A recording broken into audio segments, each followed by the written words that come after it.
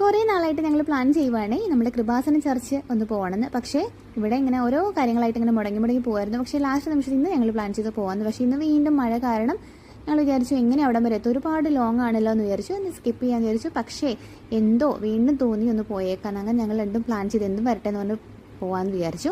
അങ്ങനെ ഞങ്ങൾ സ്റ്റാർട്ട് ചെയ്തു. അവിടെ ചെന്ന് കഴിഞ്ഞപ്പോഴത്തേക്ക് നമ്മൾ കാണുന്നത് ആദ്യം തന്നെ ഒരു മാതാവിൻ്റെ രൂപമുണ്ട്. അതിന് തൊട്ടിപ്പുറത്ത് തന്നെ മെഴുകുതിരി കത്തിക്കാനുള്ള സ്ഥലമുണ്ട്. അവിടെ ചെന്ന് നമ്മൾ പ്രാർത്ഥിച്ചതിന് ശേഷം മെഴുകുതിരി വാങ്ങിച്ച് കത്തിച്ചിട്ട് നമ്മൾ അകത്തേക്ക് കയറുകയാണ്. സത്യം പറയാലോ ഒരു തുള്ളി പോലും മഴ ഞങ്ങൾ കൊണ്ടില്ല. പക്ഷേ ഞങ്ങൾ അകത്തിരിക്കുമ്പോൾ നല്ല മഴ പെയ്തുകൊണ്ടിരിക്കുകയായിരുന്നത്. ഞങ്ങൾ ഇറങ്ങാൻ നേരത്തും ഒരു ചായ കുടിക്കാൻ വേണ്ടി കയറി, അപ്പോഴും നല്ല മഴ പെയ്തുകൊണ്ടിരിക്കുകയാണ്. പക്ഷേ ഞങ്ങൾ ഇറങ്ങി വീടെത്തും വരെ ഒരു തുള്ളി പോലും മഴ ഞങ്ങളെ നനയിച്ചില്ല കേട്ടോ. അപ്പോൾ ഞങ്ങൾ അകത്ത് കയറി പ്രാർത്ഥിക്കുമ്പോൾ ഇതുപോലെ കുറേ സാക്ഷ്യങ്ങൾ ഇങ്ങനെ ലൈവായിട്ട് കേൾക്കാം.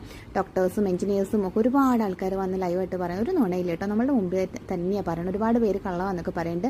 പക്ഷേ എന്തോ നമുക്ക് നല്ല അനുഭവമായിരുന്നു. അങ്ങനെ മഴയൊന്നും നനയാതെ പ്രാർത്ഥിച്ച് ഞങ്ങൾ തിരിച്ചെത്തിട്ടോ.